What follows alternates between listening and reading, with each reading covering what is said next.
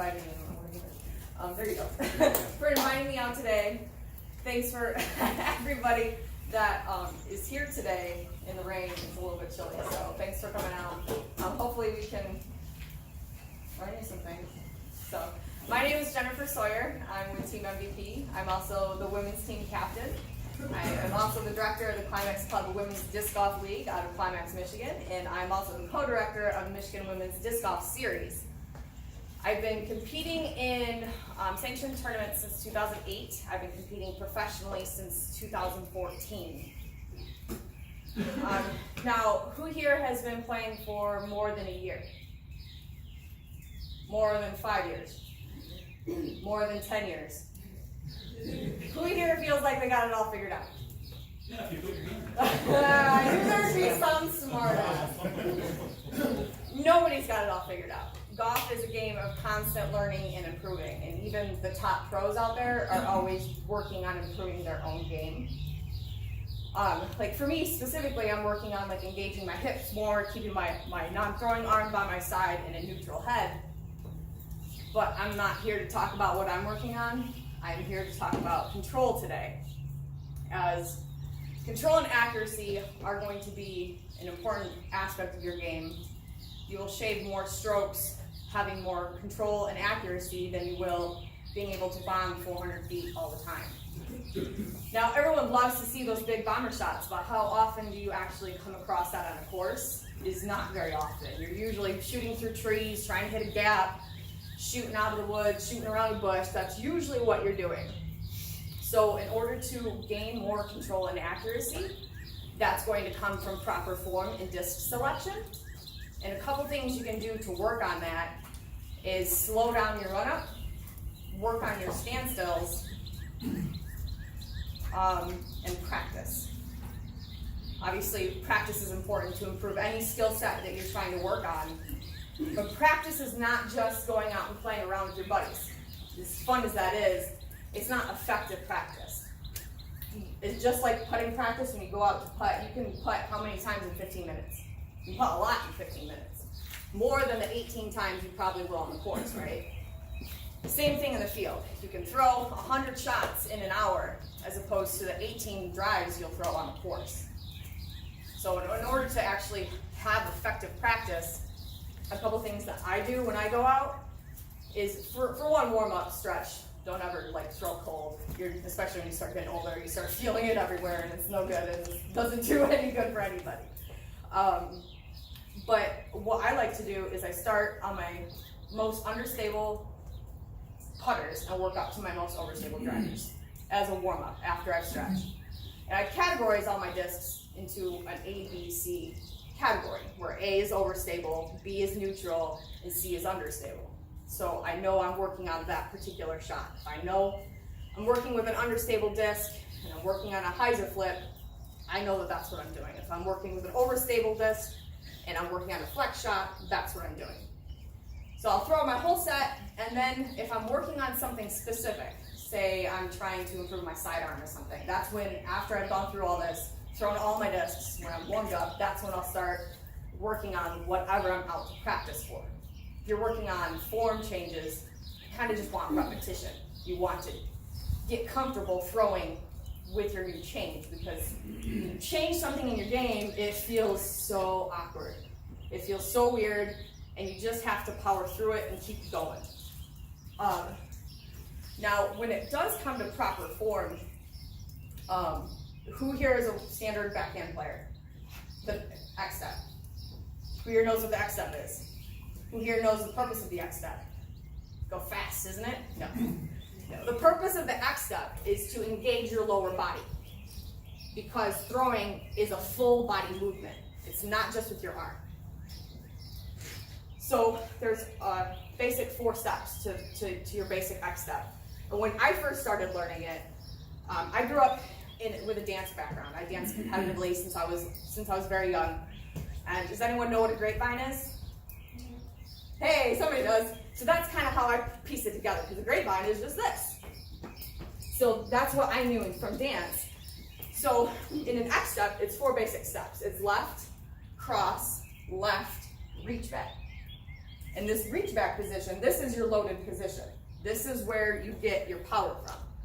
And you have to make sure that you're close to your target, that you are facing away from your target. When you plant like this, your hip's already open. So when you pull through, you're already shanking it.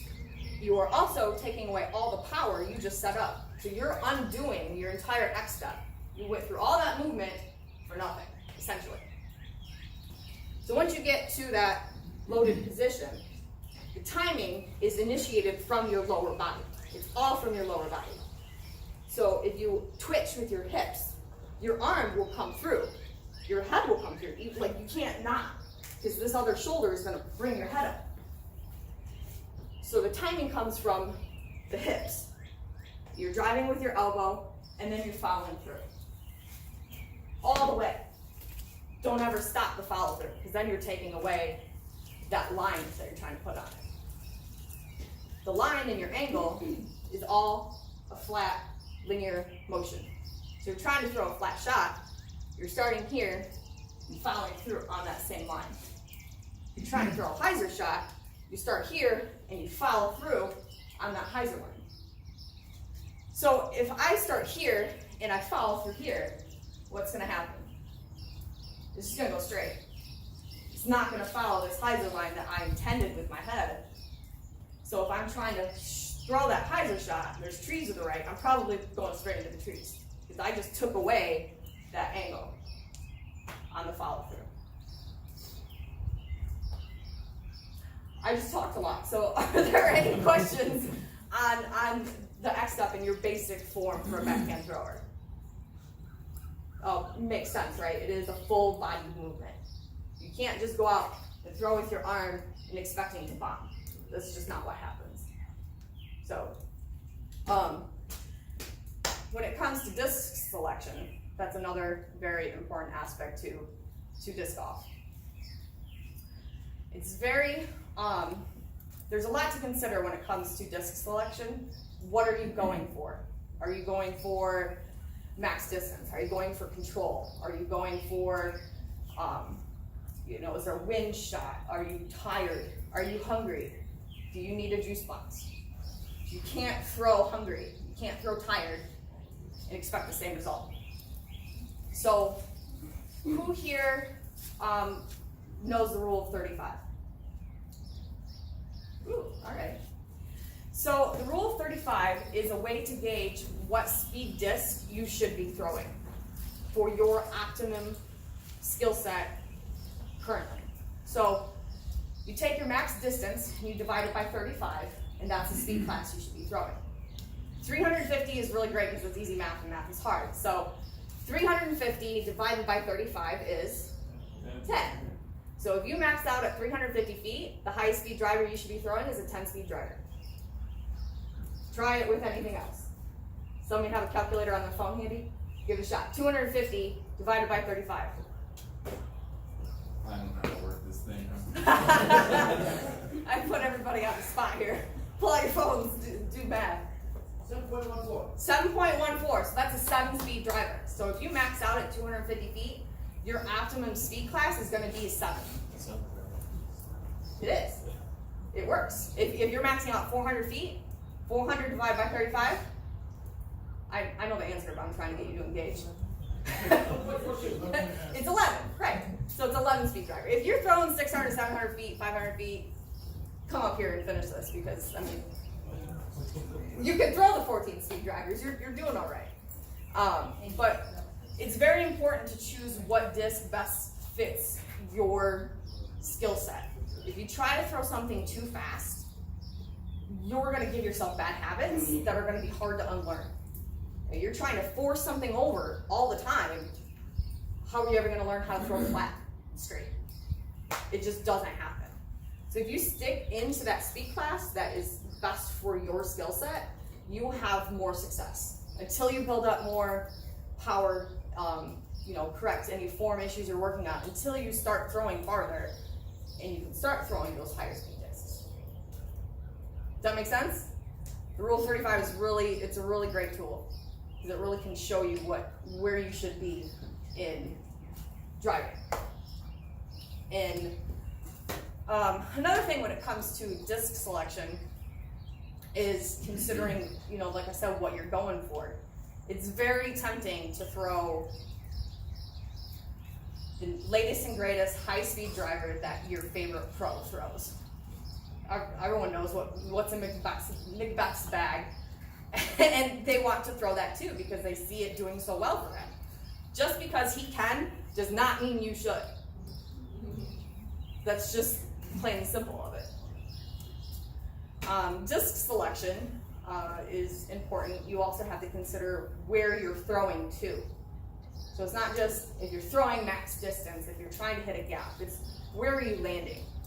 Is it a fast green? Is it a fast fairway? Is there a slope? Can you afford a skip? If you skip, is it gonna go off into the left and into crap and then you have to pitch out and take your bogey? Can you afford a roll away?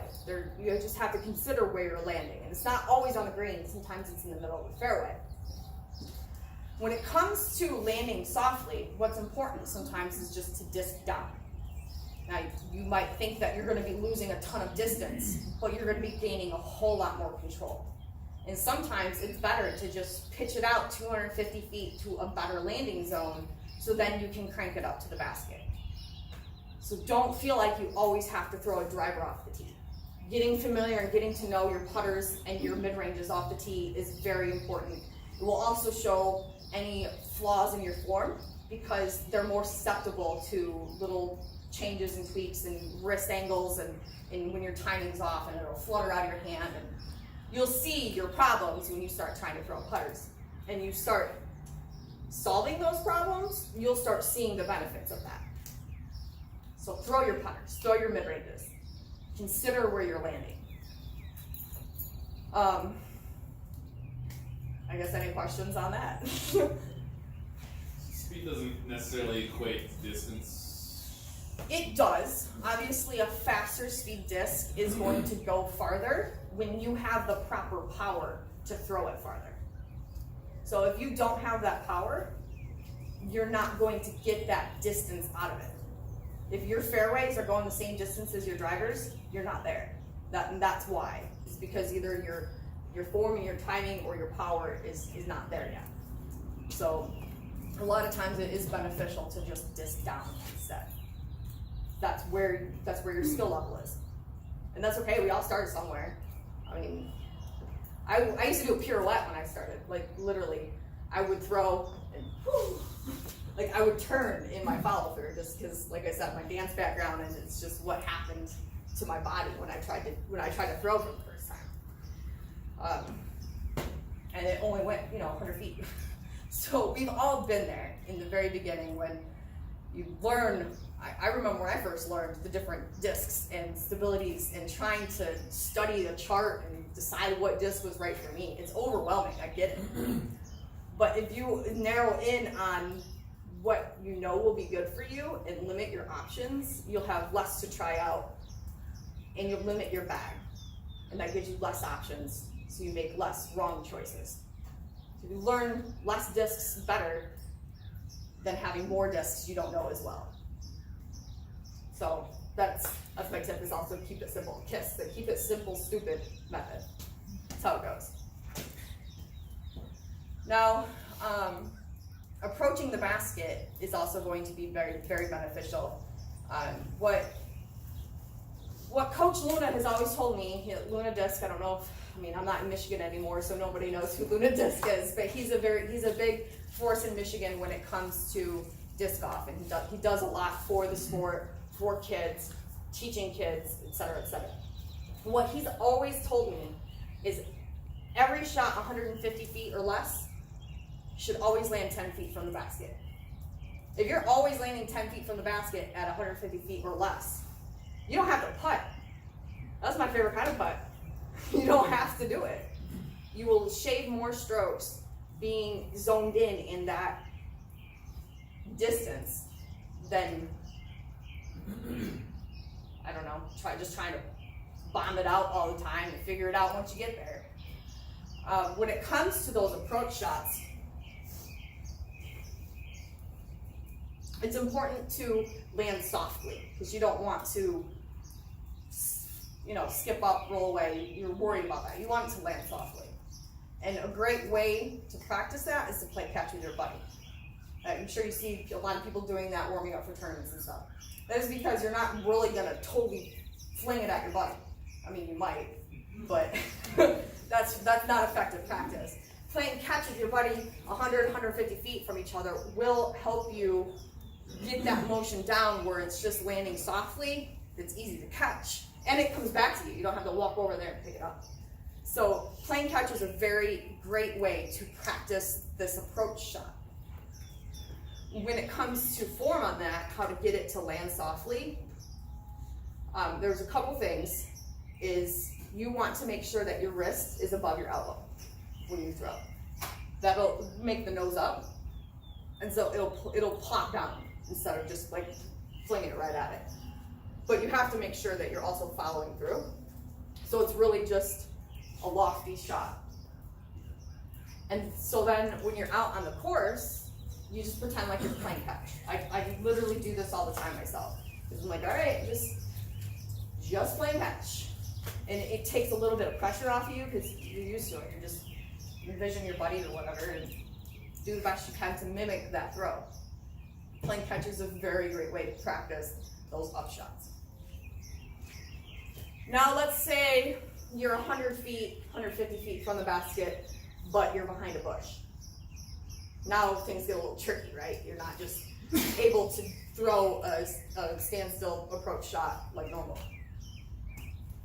This is when we start getting into different positions, trying to shoot around things.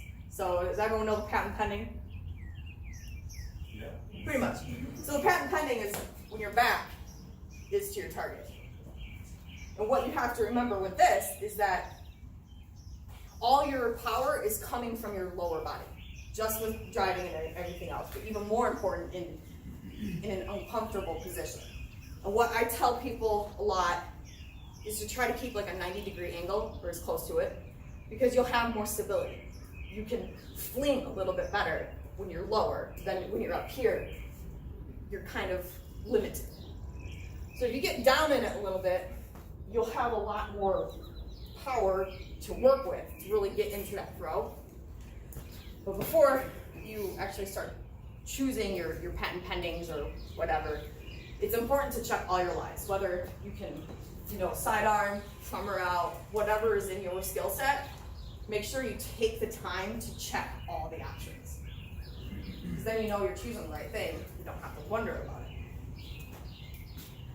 it. So on patent pendings, it's similar with standstills. Say you're 100 or 150 feet from the basket, but there's a bush behind you. You only have this much space to run up. You're gonna, you can compact your run up and try to throw that way, but it's more effective to stand still and just use your body that way. You actually do not gain a whole lot more distance from a run up than a standstill if you're doing it properly. Oh yes, thank you.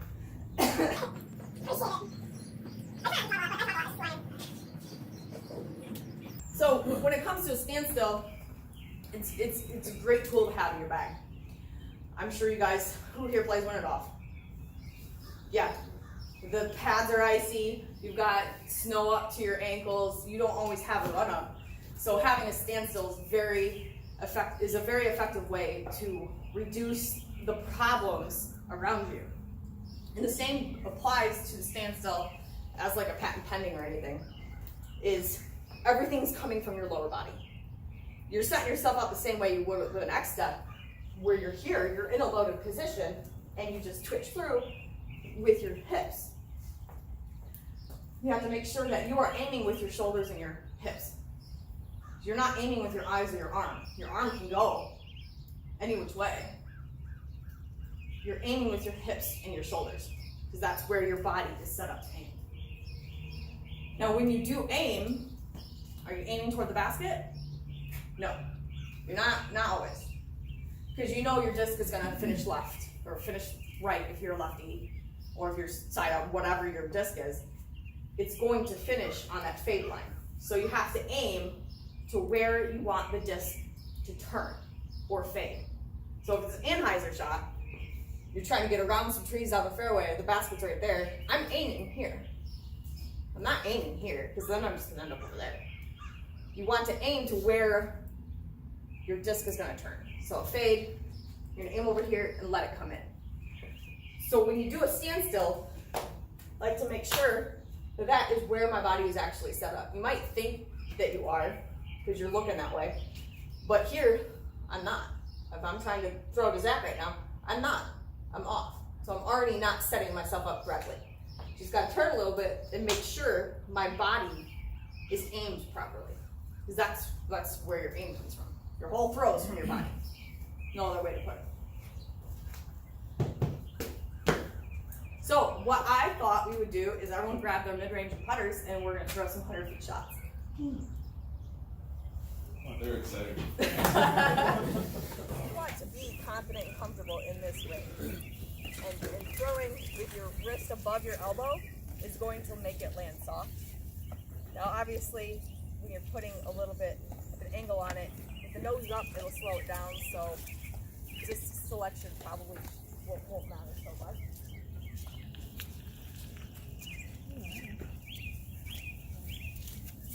It lands softly. You don't really have to do too much.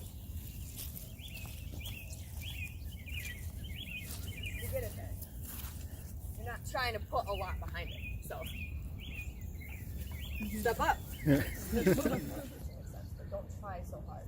Just try to let your body, because if you shake your body, your arms do this. So it doesn't matter what your arms do, your arm's gonna come through. If your body goes like that, my arm's with it. I did not move my arm at all. Like, it looks silly, but that's what happens. Your arm is not throwing the disc. You're not releasing the disc. Your body is putting momentum for the disc to release. So it's really about your body. Exactly. Well, I hope you learned at least something today. Everyone likes to give driving clinics or driving tips or putting clinics and putting tips, but we all know that we need to work on our driving and our putting. It's really the short game that will save a lot of strokes if you get that dialed in and work on that more. So, thanks. Thank you.